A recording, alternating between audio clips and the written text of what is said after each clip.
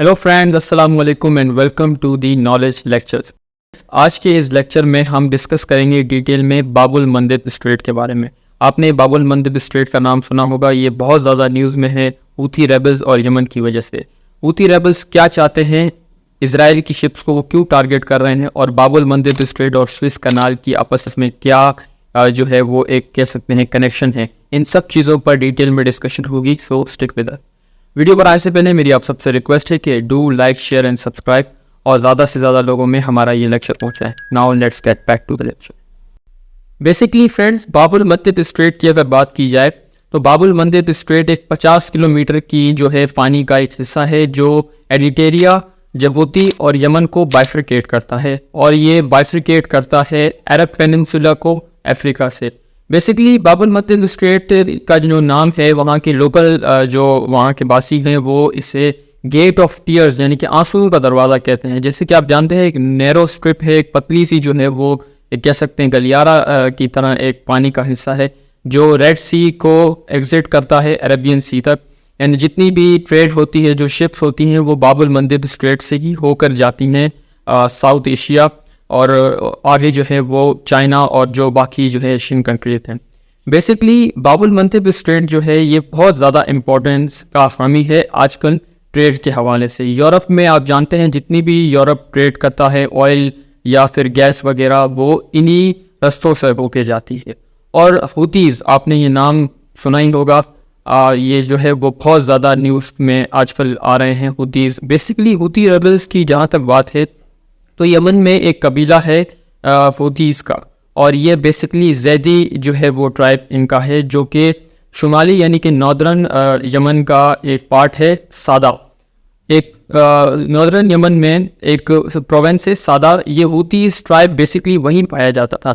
इनके जो लीडर हैं वो इस वक्त अब्दुल मालिक अल हूथी हैं, और उन्होंने ही ऑर्डर दिया था राइट आफ्टर, जब आपको पता है हमास और इजराइल के बीच में एक महाज खुला था 7 अक्टूबर में, उनके बाद से ही यमन ने अपने आप को इन्वॉल्व कर लिया था डायरेक्टली इस वॉर में। और यमन के जो इस वक्त के एक तरीके से कह सकते हैं आप रूलर हैं अब्दुल मालिक अल हूथी, उन्होंने कहा था कि हम हर उस शिप को टारगेट करेंगे जो डायरेक्टली या इनडायरेक्टली इजराइल से कनेक्टेड हो। आपको याद होगा गैलेक्सी नाम की एक बहुत फेमस जहाज़ था, उसे हूथीज़ ने कैप्चर कर लिया था और वो आज तक हूथीज़ के पास है। ये दिखाता है कि जो हूथी हैं, जिन्हें हम रेबल्स या बागी कहते हैं, उनके पास एक आर्मी के बराबर की कुव्वत है। उनकी इंटेलिजेंस इतनी मजबूत है कि उन्हें पता था कि ये शिप कब निकलेगा।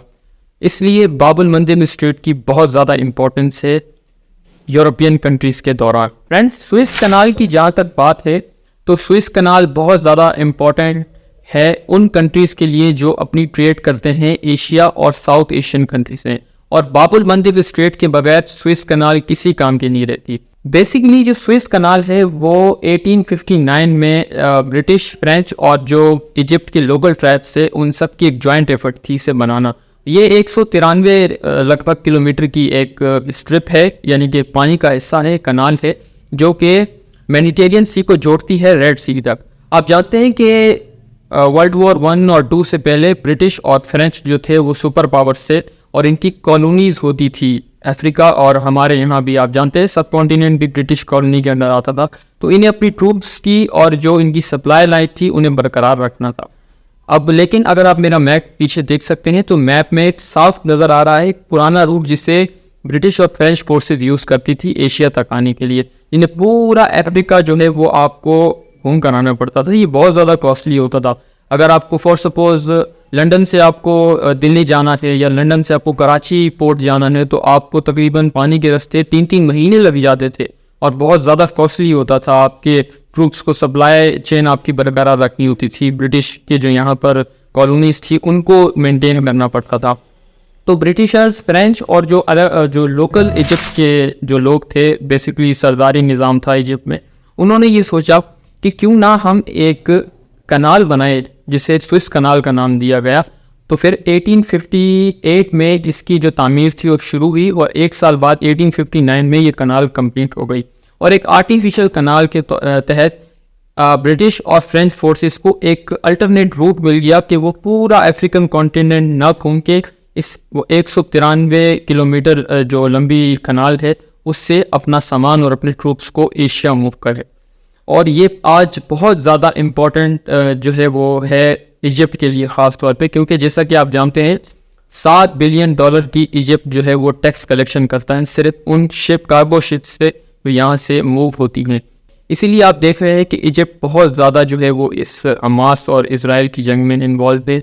और जनरल सीसी जो कि आजकल सो कॉल्ड मुसलमानों के हीरो बने हुए हैं, वो भी इसमें इन्वॉल्व हैं, क्योंकि उन्हें कहीं ना कहीं अपनी ये $7 बिलियन नज़र आ रहे हैं।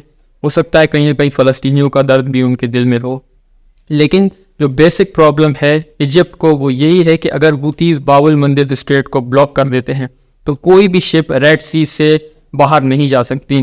फॉर एग्जांपल आपको मैप में नज़र आ रहा है, ये पूरा नक्शा है जो रेड सी और ये बाबुल मंदिर स्ट्रेट का जो टोटल जो वाटर रूट है, इसमें आप साफ देख सकते हैं कि स्विस कनाल जो है वो एंट्री है यूरोपियन जो कंट्रीज़ और मेडिटेरियन सी से, और जो बाबुल मंदिर स्ट्रेट है वो एग्जिट डोर है इसका।